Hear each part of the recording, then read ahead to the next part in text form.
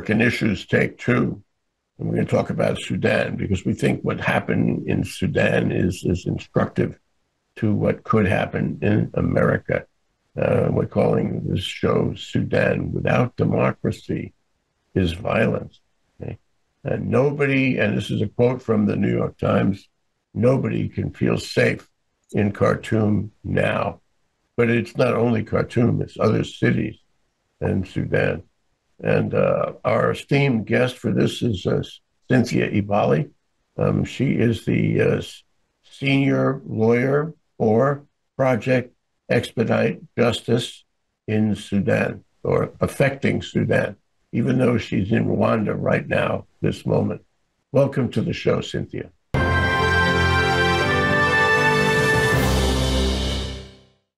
Thanks for having me. Yeah. And Tim Apicella, our co-host, and Stephanie Stoll-Dalton, our regular contributor. And we're going to discuss, the first thing is we're going to discuss what is happening, because it's a moving target, may I say, in Sudan and Khartoum.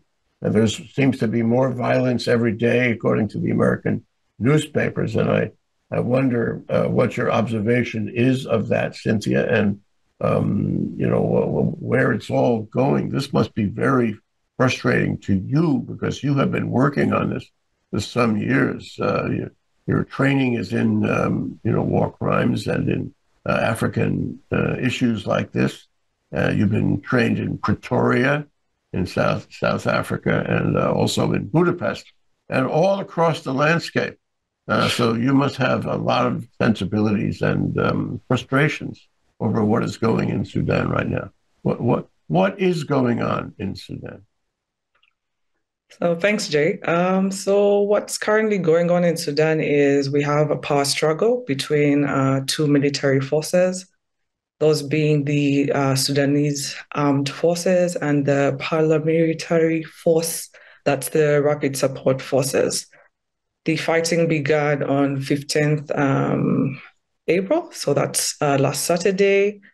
We had reports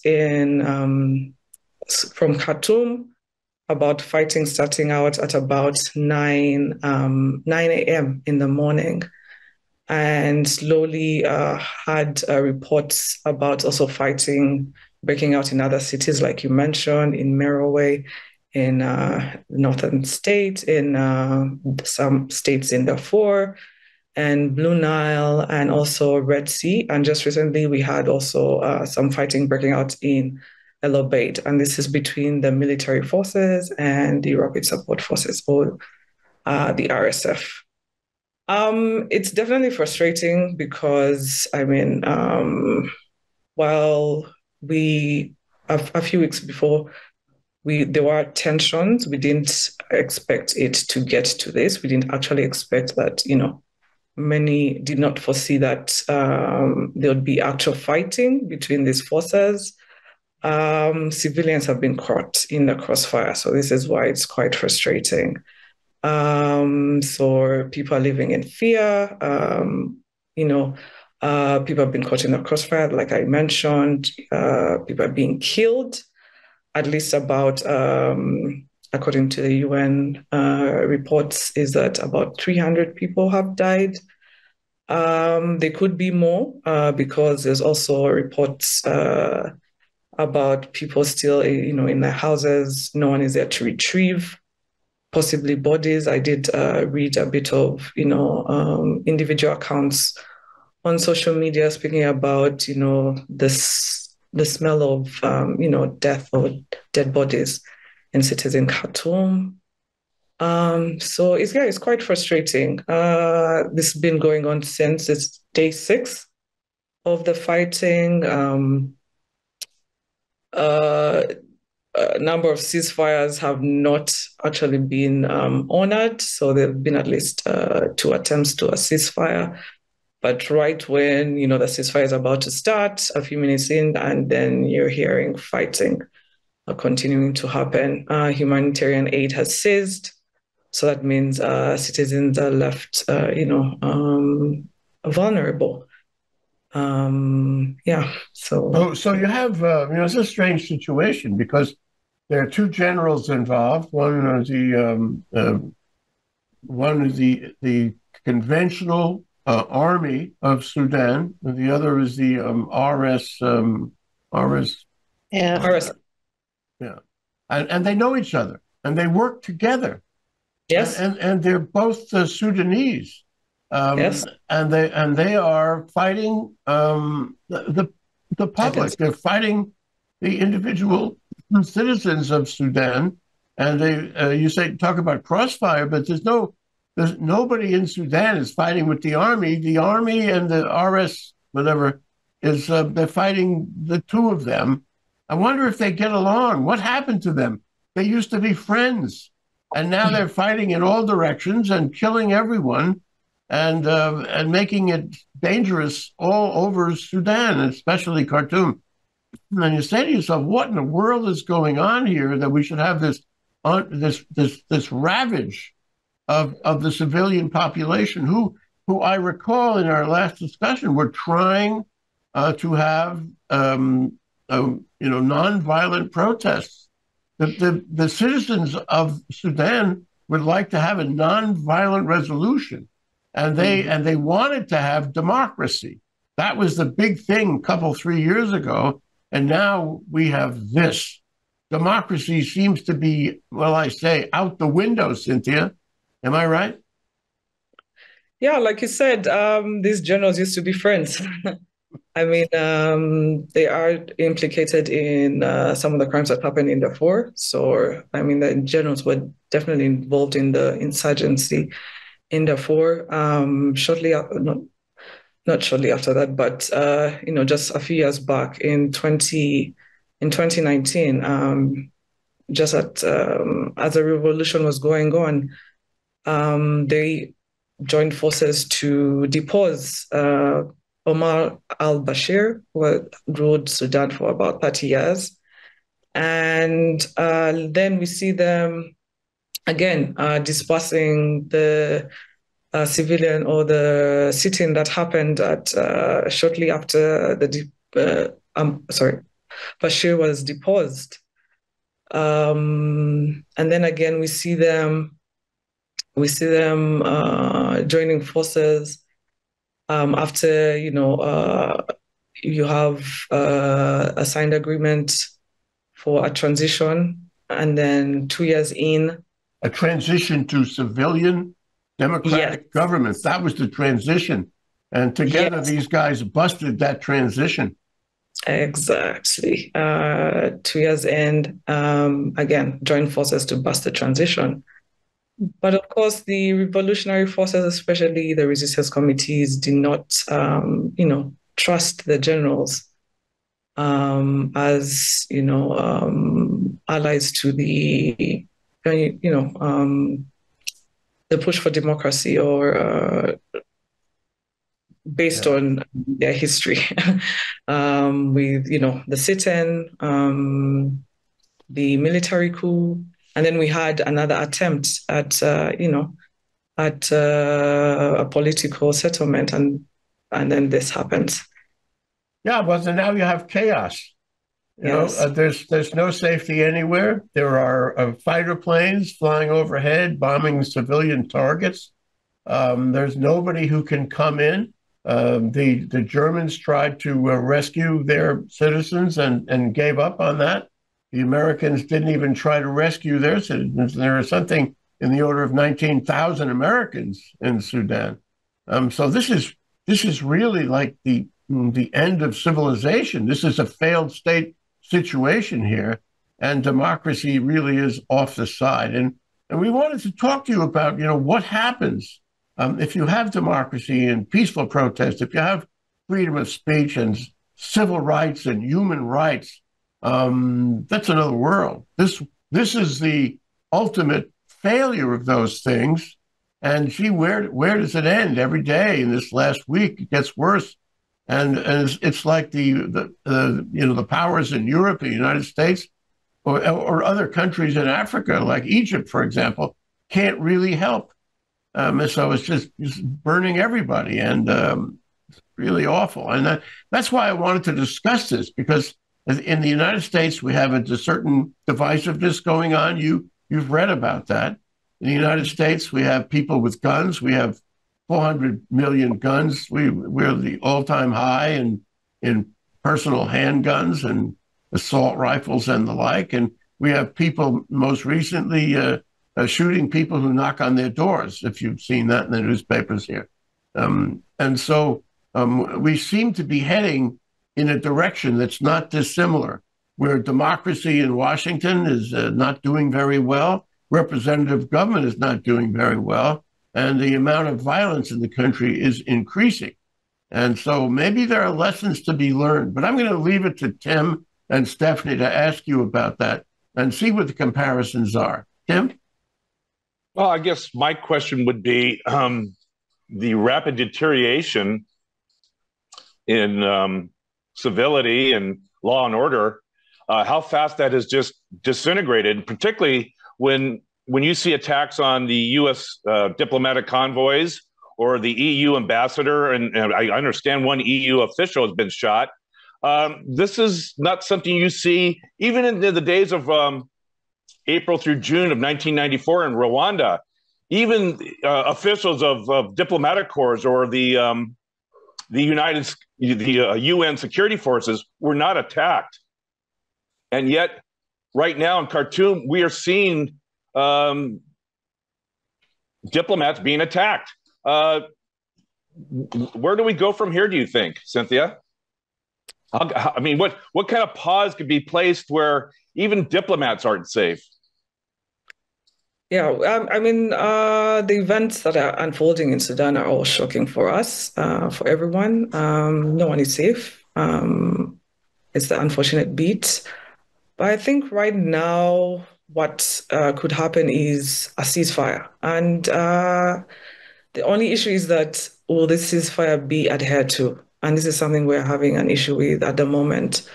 But if we're trying a ceasefire and trying to get people, protect civilians, I think this is one of the important, or rather two important issues that we need to, try and have. I don't know, is it? Do you think that's going to require a United Nations effort or? Yeah. Well, one of the problems, let me throw this one in. One of the problems that people don't have food. They don't have water.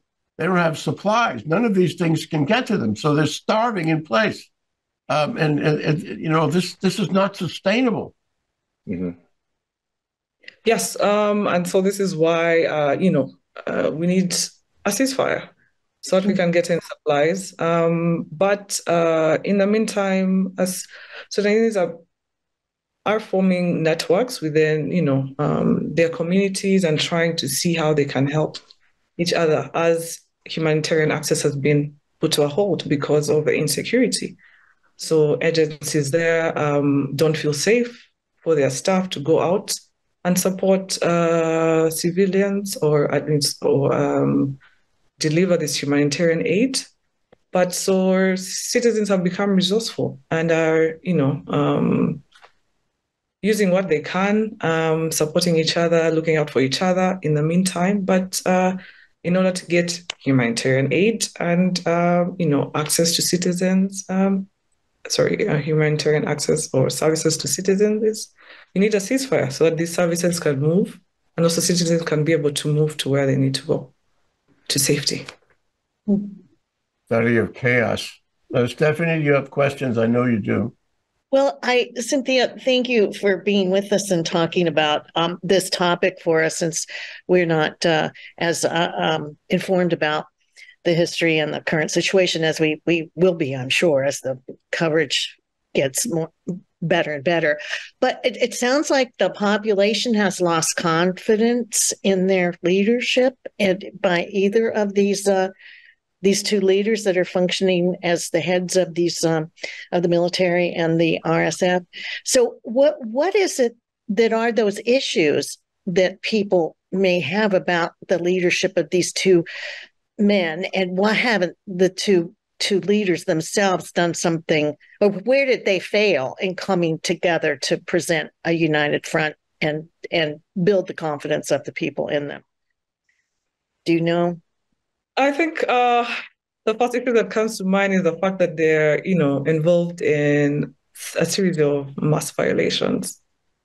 So a major sticking point is that I'll just go back to 3rd June 2019.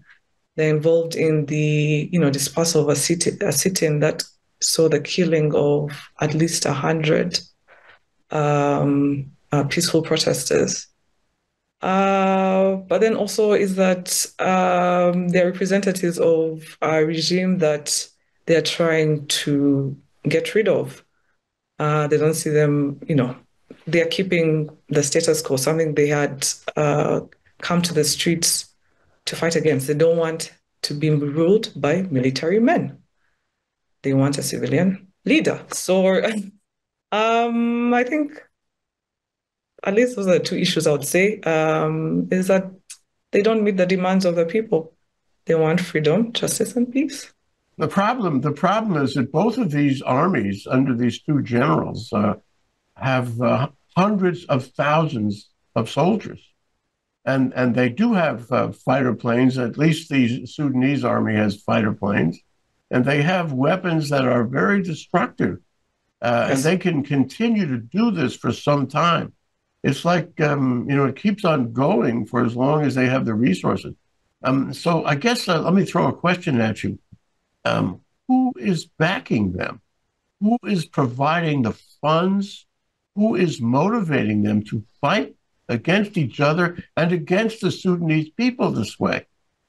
Surely there must be outside influences here. Do you know? Yes, there are reports of some outside influence from the United Arab Emirates. Has been cited as one of the backers, at least for the RSF.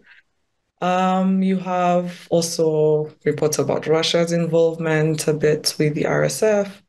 You have Egypt as well. A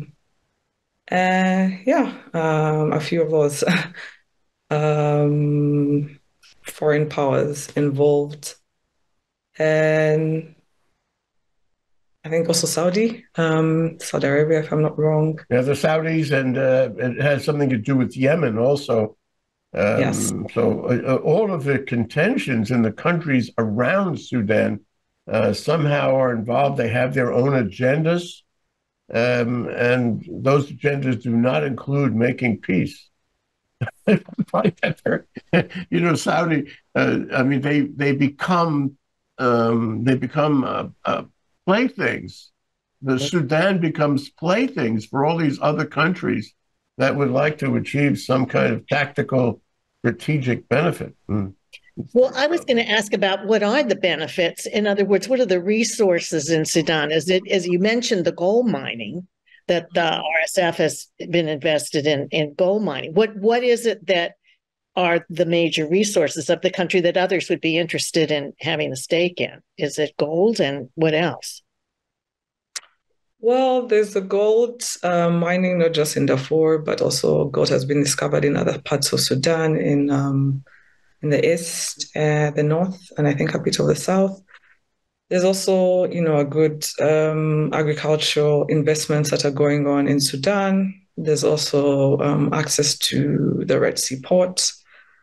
To mention a few, because the oil reserves kind of dwindled when, the separation with when South Sudan ceded. So at least those are a few of the resources. So there's no oil because the Red Sea is there, right? So Saudi has all the oil, but not where Sudan is. I wondered if it was a corruption thing. Are we into a tension here between elite and population, populist uprising? This is a populist uprising because of the elite transgressions and lack of any equity and fairness. Is that a part of what? I don't know if I'd call this an uprising. Right now, it's an attack on the public. To the extent there was an attempt to have nonviolent protest before, that has been, am I right, Cynthia? That has been squashed, and people are in fear of their lives, hiding in their hiding in their apartments.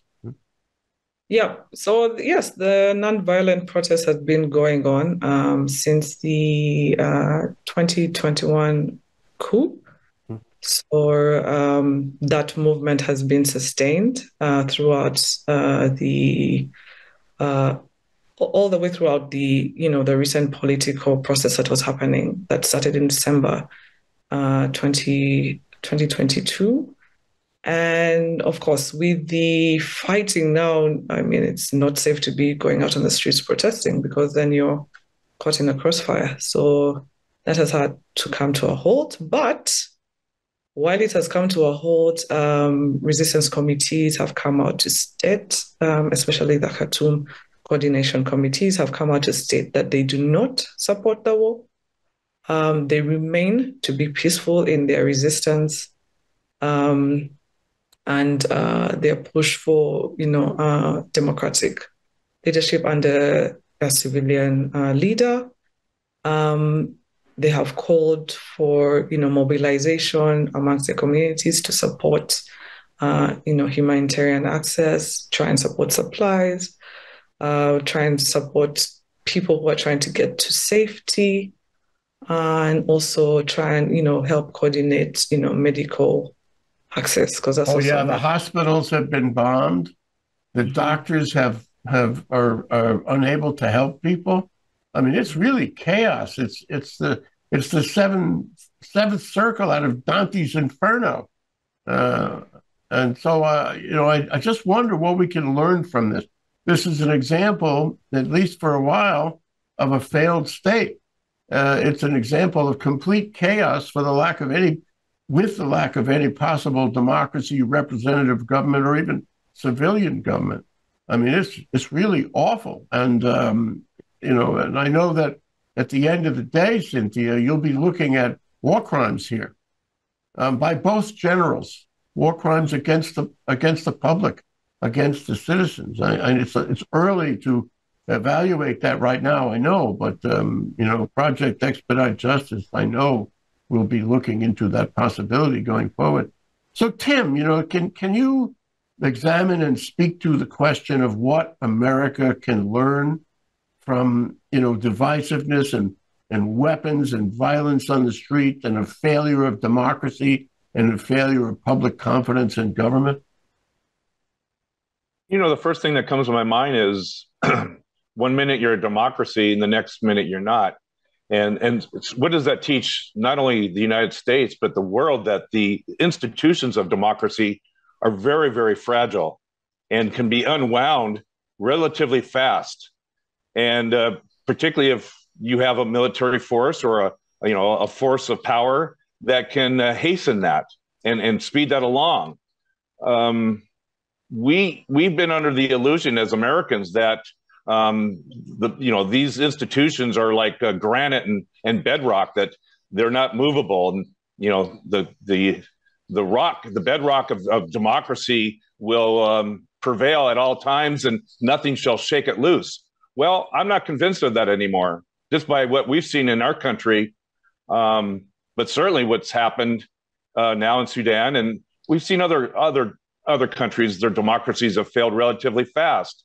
So vigilance is the operative word. Vigilance to maintain the institutions of democracy, and start to recognize it proactively as they start to unravel. You don't wait for them to fall apart and then address it. It's the proactive vigilance that I think is required, not only in every country that has a democracy. It doesn't matter where in the world that democracy resides. Cynthia, your thoughts about what Tim has said? I do agree with his statement, so I don't think I have much to add. Sorry about that. Well, let me go forward on this and ask, how's this going to play out? Because what you have now is chaos, and you have people in various, organizations and individuals calling for a ceasefire, which doesn't work, which hasn't worked, and every day you look at the papers and they sound worse. There is no immediate solution. How are we going to get back to a balance in Khartoum, in Darfur, in Sudan? How are we going to create a quality of civilized life there again? Yeah, I think for starters, we definitely need an end to the violence. So before we can, do anything, is a session of hostilities needs to happen. And so I am aware that a number of international actors are applying pressure to both sides to come to an end, or at least cease hostilities. It would be nice if they cease hostilities for indefinitely and not just for a period. So, and then we can build from there. I think that's a critical question. International actors, you say, Yes. but you're also saying it's not going to happen internally. That Sudan cannot recover simply relying on itself and its own institutions and leaders. It requires international actors. Is that your thought? I think it's a concerted effort. So not just international actors, because I'm sure, there's some actors who are also in their ears to let to the different parties' ears to make it worse. Yeah. Yeah. Can I ask a question? Yeah, sure. Cynthia, do you happen to know what external actor or authoritative power that these two generals would actually pay attention to? What external force will actually be effective to not only obtain a ceasefire, but to keep it in hold, keep it in place? So I think the allies, I think it's all about, from the analysis I've read, I must say, is that the lack of, so you have this ceasefire, but if you don't cease the fire, what are the consequences? Sorry. Yeah, if there's no ceasefire, what are the consequences? Mm-hmm. So I think that's critical. I don't know if I answer your question, but yeah. What are the consequences if there's no ceasefire? What are right now, 300 people killed and many more hundreds have been wounded. And the society has come to a grinding halt, and humanitarian efforts have come to a grinding halt. If this continues, what is the effect on the ground? What is the effect on individual people who are trying to lead their lives? Where does it go? Where does this take us, Cynthia? Yeah, I think they should be held to account. There should be no question about it. Is ceasefire. If you don't, we will hold you to account for the violations that you've committed. Who would say that? The United States, Western Europe, which seems to be terrified of this. Russia. Does Russia have any influence in Sudan or in Eastern Africa? China. I know China has some projects in East Africa. Does it have any influence? Does India? Does any country, any leader, have any influence here? And does the influence require, to exercising that influence, does it require that they come together and collaborate and speak in one voice? Who can speak? The United Nations, I'm throwing a lot of things at you. The United Nations, do they have any influence? Who is going to get on top of this? Well, I think the United Nations has influence as the, governing body, the international body, to say, we will hold you to account. But if you're talking about, individual states, so definitely, I think in the different groups that that Sudan is a member state of, say the African Union, there should be serious consequences. UN, there should be serious consequences. The Arab League, there should be serious consequences. Oh, gee whiz. It sounds like we're a long way from home on this. Stephanie, you had a question? Well, Cynthia, I hear the discussion of your external influences, and they're certainly out there and growing in their hunger, I guess, and take care of business. But what about internally? I heard you talk about there's coalitions forming, those that want peaceful protests and want to make that a strong statement and want that actually to happen, are willing, obviously, to sacrifice a lot for that, so that their values among the people. So, I mean, I don't know how divided the citizens are. I mean, is there lots of pluralism there, either religious or, what other factors are working on this divisive? That's a very interesting question, Cynthia. So you have two generals, each with hundreds of thousands of soldiers and weapons, and who don't mind shooting anyone in the street. Okay, mm-hmm. Are the citizens of Sudan, of Khartoum, lining up with them? Are the citizens supporting one or the other? Are they falling in line with the two military factions? Well, as far as I know, I don't think they're falling in line or taking sides. I think they want an end to the violence, and I think this is something they can all unite on. Yeah, no one wants violence. I think there's a big bet to be made here on the people themselves. From what you're saying, I mean, they're up against terrifically horrific forces from these two players. Well, up till now, they've been nonviolent. And we have footage, Project Expedite Justice sent us footage of people in the streets like 2-3 years ago.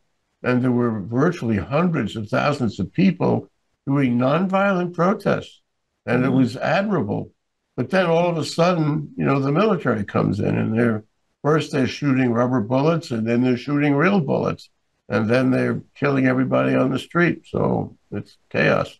We're at that time in our show, Cynthia, for final, summaries and statements and messages that our participants would like to leave with our viewers.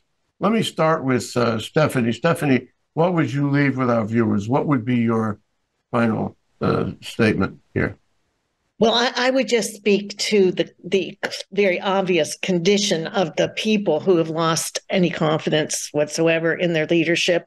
But it sounds like that they can come together and perhaps be their own solution if they can manage that. But I think for us in America to understand that democracy can only thrive if the people are going to be secure, feel security, and have a future, and think they have a future living within the government and the nation. So, I mean, we're at a place where we're having a lot of divisiveness over that. And you all, the Sudanese, are way down the pike here to abysmal expectations. So let's see if this coalition building and the people are going to suffer greatly, and hopefully to an end that they know they can achieve eventually. Tim, your thoughts? Well, my thoughts are, thank God the people of Sudan are not backing one side or the other. We had over 800,000 people die in Rwanda in a course of 100 days, partially because sides were taken. It was tribal genocide. We don't have that situation here, thank God. But you have a choice between being hunkered down in your basement or your living room and you can't go out, or else you risk being shot by a sniper, or you take to the streets and you risk being shot. So the choices are grim, and they're not acceptable. So some authoritative power needs to come in and broker a ceasefire immediately. And who's going to be the effective entity to do that? I don't know. But time is running out. This is 7 days now, and food and water are an issue. And the logjam has to be broken here somewhere very quickly. Thank you, Tim. Cynthia, could you leave us your closing thoughts, your message to our viewership about this and about what has happened and is happening and will happen? Yeah, I think just to say the Sudanese people need your support. Do think about them. If you call your representatives and apply, ask them to intervene. Don't What can I say? Yeah, well, But if the United States government would take a position on this, well, they have. They are actively engaged in, trying to speak, but to do more, to be decisive, and also not be afraid to apply some consequences. Should ceasefires not be upheld. thank you for appearing on our show, Cynthia, even on short notice. Thank you for the work you do for Project Expedite Justice. There's much more to do, may I say, much more to do. And we admire your courage and your involvement in these critical issues that affect not only Sudan, but everybody watching Sudan, everybody who has, every country that has similar governmental and philosophical issues. And thank you, Tim, and thank you, Stephanie, for this discussion. I know the story isn't over yet, and I hope we can talk to you again, Cynthia and Tim and Stephanie, about how this is unfolding and how it is informing our experience here in America. Aloha to you all.